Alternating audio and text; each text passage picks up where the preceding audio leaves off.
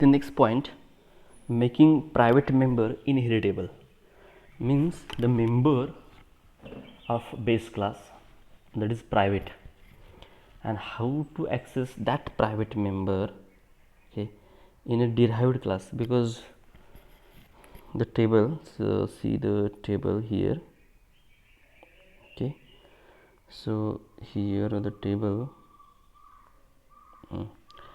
so see here, okay, the member that is in base class, that is private, okay, and in derived class is visibility public, private or protected, it is not inheritable. म्हणजे base class समजा बी हा base class आहे, त्याच्यामधला जो private member असेल, जसा मागच्या एक्झाम्पलमध्ये ए हा प्रायव्हेट मेंबर होता बघा, तो डिराइव्ड क्लासमध्ये तुम्ही तयार घेताना त्याची ॲक्सेस स्पेसिफाय म्हणजे काय, विजिबिलिटी प्रायव्हेट पब्लिक प्रोटेक्टेड काही असू देत, तो ॲक्सेस होत नाही, लक्षात ठेवा, होतच नाही तो. But if there is an condition to access a private member of base class into the derived class, then what to do? Okay, so for that means actually there is a way to access a private data. Okay, the friend function, जर तुम्हाला private data access करायचा असेल तर त्यासाठी तुम्हाला separate friend function लिहावा लागतो. पण आपल्याला सेपरेट फ्रेंड फंक्शन लिहायचा नाही आहे, पण तो जो बेस क्लास आहे बी, ओके, आणि डी हा डिराइव्ड क्लास आहे, तर फक्त तो बेसमधला प्रायव्हेट मेंबर, फक्त बेसमधला प्रायव्हेट मेंबर काही सिच्युएशनसाठी आपल्याला डीमध्ये आणायचा आहे. ओके, तर काय करता येईल बघा, मी काय म्हणतो आहे, बेस क्लास आहे बीमधला मेंबर मला डीमध्ये आणायचा आहे, जो प्रायव्हेट मेंबर आहे बीमधला, आणि तो डीमध्ये आणायचा आहे. मग प्रायव्हेट मेंबर जर तुम्हाला फ्रेंड फंक्शन असं उपयोग नाही करायचा, तुम्हाला फ्रेंड फंक्शनसाठी सेपरेट फंक्शन लिहायचं नाही आहे तुम्हाला, पण डीमधल्या फंक्शनमध्ये हा प्रायव्हेट मेंबर तुम्हाला आणायचा आहे, तर मग दुसरा मार्ग कुठला, सरळ काय करा, तुम्ही पब्लिक करा, प्रायव्हेट मेंबरला पब्लिक करा. मग प्रायव्हेट मेंबरला पब्लिक केलं तर काय झालं, तो डीमध्ये ऑब्वियसली आलाच, आणि कुठला एखादा क्लास असेल तर त्या क्लासमध्ये पण सहज आला जो.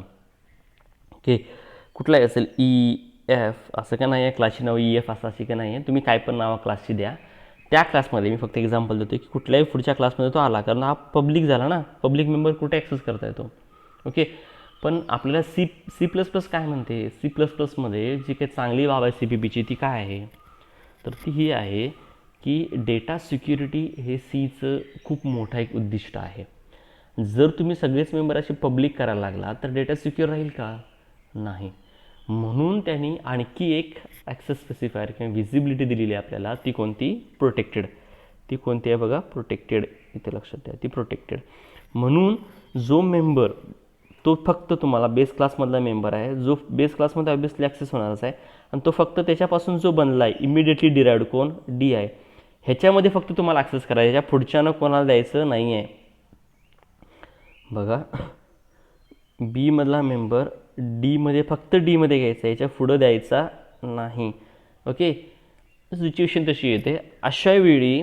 ओके, साहजिकच मेंबर प्रायव्हेट आहे तर त्याला पब्लिकच करावं लागेल, मग तो डिराइव्डमध्ये येईल, पण तो सगळ्यांनाच येणार आहे, तसंही करायचं नाही आहे, फक्त डीमध्ये यायला पाहिजे. मग तोच मेंबर तुम्ही काय करा, बेस क्लासमध्ये प्रोटेक्टेडच्या अंडर काय करा, डिक्लेअर करा, काय करा, प्रोटेक्टेडच्या under. Okay, means how to access a private member और how to inheritable a private member. For that member, okay, you have to convert its access specifier from private to protected. So member तुम्हाला access करायचा आहे डिराइव्डमध्ये.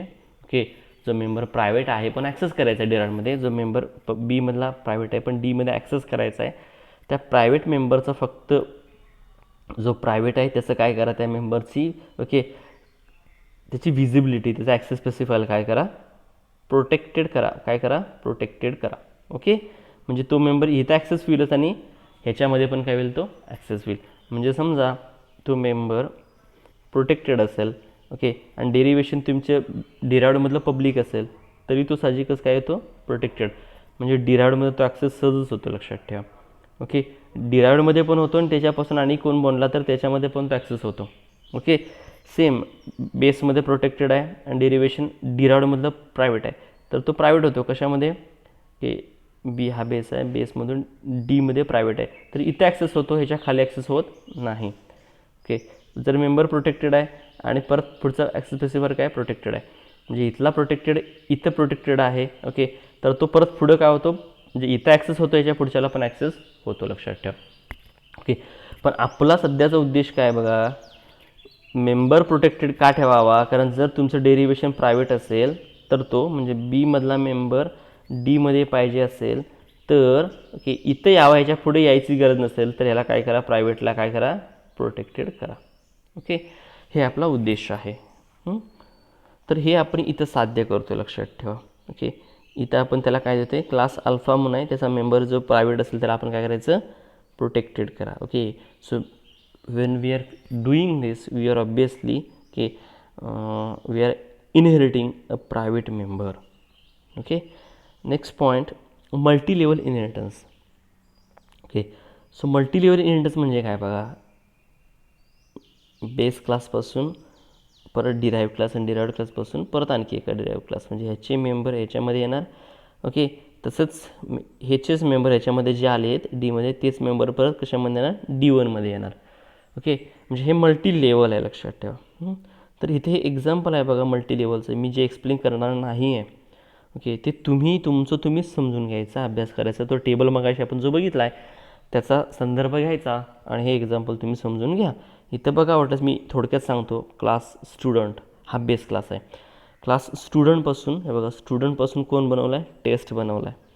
Okay, तसंच बघा स्टुडंटपासून test आणि टेस्टपासून बघा इथे आहे बघा, टेस्टपासून कोण बनवला आहे, रिझल्ट. म्हणजे स्टुडंटपासून टेस्ट आणि टेस्टपासून result, that is multi level. Okay, तर ह्याचे मेंबर ह्याच्यामध्ये कसे ॲक्सेस होतात. ओके, तसंच ह्याची मेंबर इथं आलेली आणि तेच परत ह्याच्यामध्ये कसं ॲक्सेस होतात. हेच एक्झाम्पल आहे. टेबलचा अभ्यास करा, तुम्हाला लक्षात येईल, ते पहा. आणि जर काय प्रॉब्लेम असेल तर ऑब्व्हियसली मला विचारा. नेक्स्ट, मल्टिपलचं इथे एक्झाम्पल नाही आहे, मी फक्त थोडक्यात तुम्हाला हे दाखवलं आहे काय कशा प्रकारचं स्ट्रक्चर असते. क्लास डी हा डिराईव्ड आहे कुणापासून, पहिल्यांदा क्लास एक बी आहे, क्लास B2, म्हणजे क्लास B1 एक आहे, क्लास B2 आहे, आणि ह्या दोघांपासून कोण बनवलं आहे, डी हा बनवला आहे. तर ह्याचे मेंबर ह्या डीमध्ये कसे येणार आहेत, मग ह्याचे प्रायव्हेट पब्लिक प्रोटेक्टेड मेंबर, ह्याचे प्रायव्हेट पब्लिक प्रोटेक्टेड मेंबर, हिथं डेरिव्हेशन काय आहे ह्यानुसार ते डीमध्ये येणार आहेत. ओके, तर हे तुम्ही काय करा, ऑब्व्हियसली परत तेच सांगतो आहे, टेबलचा उपयोग करून आपण हे पाहू शकतो. किंवा हे एक्झाम्पल तुम्हाला हवं असेल तर ह्याचं एक्झाम्पल तुम्ही बुक्समध्ये पण रेफर करू शकता किंवा एखादं यूट्यूबवरचा सुद्धा सेपरेटली व्हिडिओ तुम्ही मल्टी लेव्हल इनहेरिटन्सचा तुम्ही बघू शकता. Next, hybrid inheritance. Hybrid inheritance is the combination of all remaining inheritance. So here it is same. स्टूड टेस्ट, ओके, हा सिंगल इनहेरिटन्स झाला, ह्याचा आणि याचा, हा मल्टी लेवल झाला. ओके, बघा मल्टी लेवल झाला. हे बघा, हा आणि ओके हे स्ट्रक्चर बघितलं, हे आणि हे स्ट्रक्चर ह्याच्या दोघांपासून जर बघितलं, ओके, तर हे जर पाहिलं हे मल्टिपल झालं. ओके, तर हे एक्झाम्पल आहे, हे हायब्रिडचं आहे, म्हणजे स्टूडपासून टेस्टपासून रिझल्ट बनवते आणि ह्याच्यामध्ये कुणाचे मार्ग येते, मी स्पोर्ट्सचे पण मार्ग येते. ओके, हे असं तुम्ही करू शकता.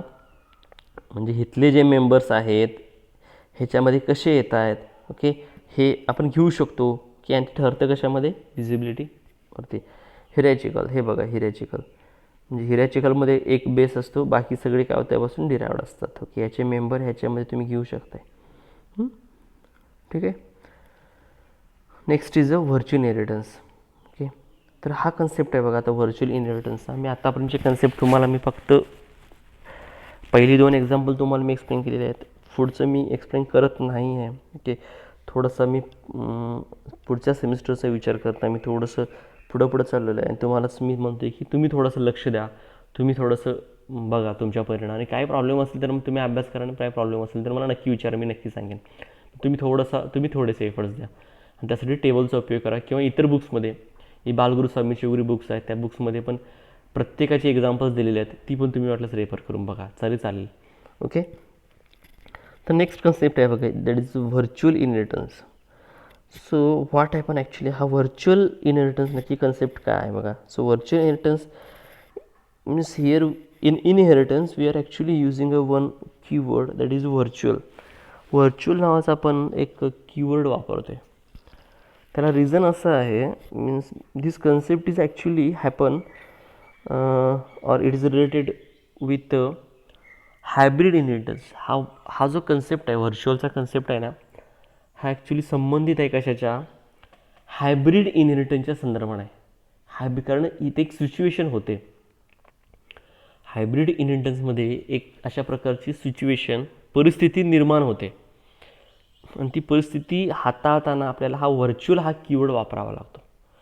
तर काय आहे बघा, इथे एक्झाम्पल तुम्हाला मी दाखवते की व्हर्च्युअल इनहेरिटन्समध्ये इथं हा तुम्हाला एक्झाम्पल व्हर्च्युअल बेस क्लास हा कन्सेप्ट आपल्याला इथं म्हणजे व्हर्च्युअल इनहेरिटन्सचा कन्सेप्ट वापरावा लागतो. तर इथं बघा हा कन्सेप्ट हे समजेल तुम्हाला, मग म्हणजे वरचाही कन्सेप्ट समजेल. स्टुडंट हा क्लास आहे, स्टुडंटपासून टेस्ट आणि स्पोर्ट्स हा बेस आहे. ह्या बेसपासून हे 2 डिराइव्ड आहेत, आणि ह्या दोघांपासून कोण बनलेला आहे, रिझल्ट बनले. म्हणजे स्टुडंटची टेस्ट घेतली, त्याची टेस्टची मार्क्स, स्पोर्ट्सची मार्क्स, या सगळ्यांपासून मी काय बनवतो आहे, रिझल्ट बनवतो आहे. तर ह्याच्यामध्ये घडतं काय बघा, ह्याच्यामध्ये स्टुडंट जो आहे, या स्टुडंटचे जे काही मेंबर असतील, हे मेंबर टेस्टमध्ये येतातच. टेस्टमध्ये स्टुडंटचे मेंबर टेस्टमध्ये आले, तसेच स्टुडंटचे जे काही मेंबर असतील ते कशामध्ये आले, स्पोर्ट्समध्ये पण आले.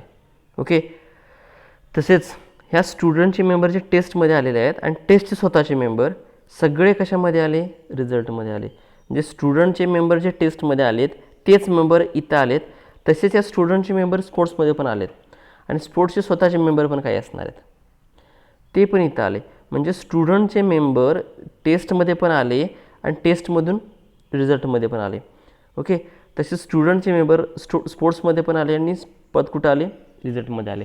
याचा अर्थ काय, स्टुडंटचे मेंबर दोन्ही मार्गानं, म्हणजे इकडून पण आणि इकडून पण रिझल्टमध्ये येतात, दोन्ही मार्गाने येतात, आणि दोन्हीकडून हे येतात इकडून.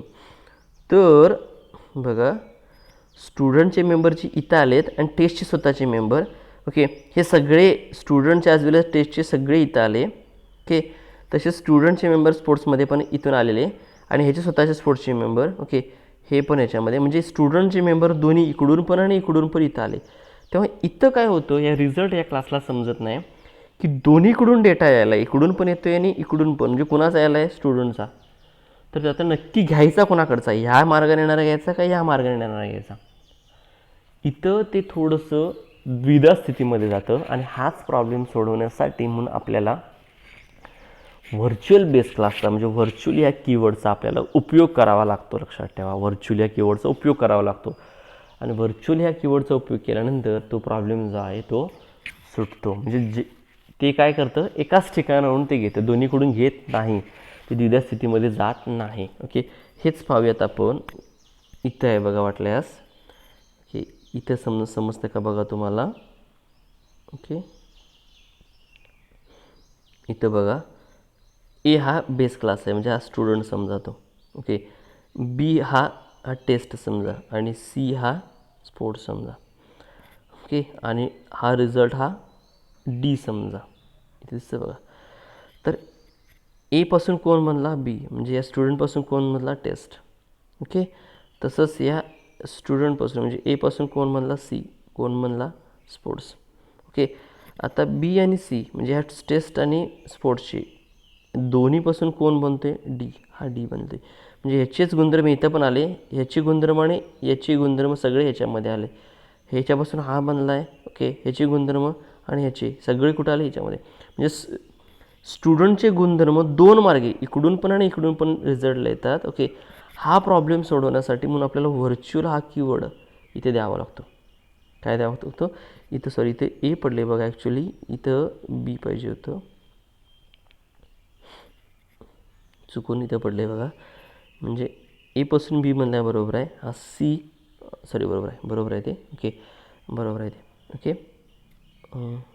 एपासून बी बनला आहे म्हणजे याच्यापासून हा बनला आहे, तसंच या एपासून सी बनला आहे म्हणजे स्टुडंटपासूनच स्पोर्ट्स बनला आहे, बरोबर आहे ते. ओके, तर इथं आपण व्हर्च्युअल म्हणजे हा जो बेस क्लास आहे, हा बेस क्लासचे मेंबर इकडं दोन्हीकडून इकडून आणि इकडून पण जात आहेत, त्यामुळे इथं आपल्याला व्हर्च्युअल हा कीवर्ड वापरावा लागतो. म्हणून इथं हा जो कन्सेप्ट आहे बघा, आपण हा बघतोय डायमंड प्रॉब्लेम. डायमंड प्रॉब्लेम म्हणजे हे जे दिसतं आपल्याला, हा ओके, हे जे दिसते आपल्याला कशासारखं दिसते बघा, हे डायमंडसारखं दिसते बघा. हे काय दिसते, डायमंडसारखं. जेव्हा एखादा पॅटर्न असेल तर हा प्रॉब्लेम, अशा प्रकारचा प्रॉब्लेम तुम्हाला सोडवायचा आहे. तर तो प्रॉब्लेम तुम्ही कशाप्रकारे सोडवू शकताय. ओके, तर हा जो प्रॉब्लेम आहे डायमंड प्रॉब्लेम, ओके, हा जो डायमंड प्रॉब्लेम म्हणता येईल, मगाशी जे तुम्हाला पॅटर्न दिसला होता हायब्रिड इनहेरिटन्समध्ये होतं ते. ओके, हा जो प्रॉब्लेम आहे, हा प्रॉब्लेम जर तुम्हाला सोडवायचा असेल तर साहजिकच बघा इथं हा जो प्रॉब्लेम आहे याला डायमंड प्रॉब्लेम असं म्हणतात. हा जो प्रॉब्लेम दिसतो याला डायमंड प्रॉब्लेम म्हणतात. हा जर तुम्हाला सोडवायचा असेल तर त्यासाठी म्हणून की आपण हे जे क्लासेस आहेत, हे जे बेस क्लास आहे, हा बेस क्लास आपल्याला ॲज अ व्हर्च्युअल म्हणून करावा लागतो. व्हर्च्युअल म्हणून आपल्याला तो काय करावा लागतो, घ्यावा लागतो. हे एक्झाम्पल तुम्हाला मी एक्सप्लेन करतो. हे एक्झाम्पल मी तुम्हाला एक्सप्लेन करतो, हा कन्सेप्ट एक्सप्लेन करतो तुम्हाला. इथे बघा हेडर फाईल्स आहेत, हा क्लास स्टुडंट, हा बेस क्लास आहे आणि त्याचा रोल नंबर हा मेंबर आहे. लक्षात ठेवा, हा मेंबर रोल नंबर म्हणजे ॲज एक्झाम्पल इथंच बघा, इथला हा रोल नंबर, स्टुडंटचा रोल नंबर इथंही येतो आणि इथंही येतो. ओके, हा रोल नंबर इथं आला, याच्यापासून हा परत बनला आहे, त्यामुळे रोल नंबर इथंही आला, रोल नंबर इथं आला आहे, तो सर इथं पण येतो, दोन्ही मार्गे, ह्या मार्गे येतो, ह्या मार्गे. हा रोल नंबर या रिझल्टमध्ये दोन्हीकडून येतो, तर रिझल्टला समजत नाही तर काय करावं, कुणाचा घ्यावा, कुणाकडून येणारा मेंबर घ्यावा तो. तोच कन्सेप्ट इथं सॉल्व करतो आहे आपण. ओके, ठीक आहे. हे एक्झाम्पल मी तुम्हाला सांगेनच. ओके, स्टुडंटपासून इथे दिसतं बघा, स्टुडंटपासून टेस्ट आहे, तसंच स्टुडंटपासून स्पोर्ट्स बनला आहे. आणि हे नंतर कशामध्ये येते मी, टेस्ट आणि स्पोर्ट्स कुणामध्ये येते, रिझल्टमध्ये येते. ओके, हा कन्सेप्ट आपण समजून घेऊया तर नेक्स्ट लेक्चरला.